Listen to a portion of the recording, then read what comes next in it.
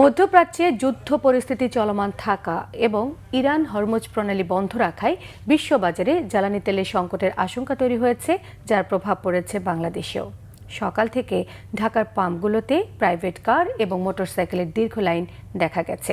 তবে এখন পর্যাপ্ত জ্বালানি মজুত রয়েছে বলে জানিয়েছেন পাম্প সংশ্লিষ্টরা। আর আপৎকালীন পরিস্থিতি মোকাবেলায় মিতব্যয়ী হতে হবে এমনটা মনে করছেন সাধারণ মানুষ। রিপোর্ট করছেন মোবাশির আহমেদ। যুক্তরাষ্ট্র, ইসরায়েল ও ইরানের পাল্টাপাল্টি হামলা ও মধ্যপ্রাচ্যের যুদ্ধ পরিস্থিতিতে হরমুজ প্রণালী বন্ধ হয়ে যাওয়ায় বিশ্ববাজারে জ্বালানি সরবরাহ কমেছে, যার প্রভাবে বাংলাদেশে তীব্র জ্বালানি সংকটের আশঙ্কা তৈরি হয়েছে। শনিবার সকালে রাজধানীর পেট্রোল পাম্পগুলোতে উপচে পড়া ভিড় দেখা গেছে। দীর্ঘ সময় লাইনে দাঁড়িয়ে তেল নিতে হচ্ছে। আমি প্রথমে গেছিলাম 7 রাস্তা, ওখানে তেল পাই নাই, মানে একদম পাম্প বন্ধ। সব জায়গা থেকে সিরিয়াল কোনো জায়গা পাওয়া যাচ্ছে না।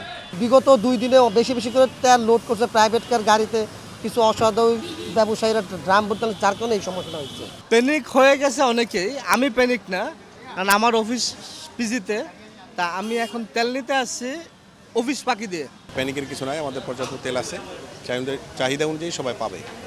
কষ্ট হলেও বৈশ্বিক পরিস্থিতি বিবেচনায় সৃষ্ট হওয়া জ্বালানি তেলের সংকট মোকাবেলা করতে হবে বলে মনে করেন অনেকে। পরিস্থিতিতে কি করবে সরকার আমি সেটা জানি না, কিন্তু আমাদের তো বিশাল হ্যাসাল।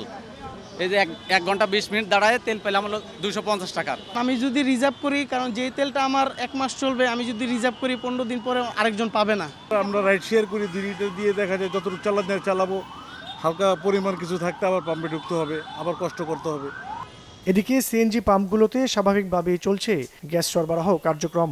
তবে জ্বালানি তেল সংকট দীর্ঘ সময় থাকলে তার প্রভাবে গ্যাসের সংকটের আশঙ্কাও করছেন অনেকে। না, আমাদের গ্যাসের কোনো সমস্যা নাই, আমরা গ্যাস নিয়মিত পাচ্ছি। তেল না থাকলে আপনি গ্যাস উঠবে কোথায় থেকে? কারেন্ট না থাকলে গ্যাস উঠবে কোথায় থেকে?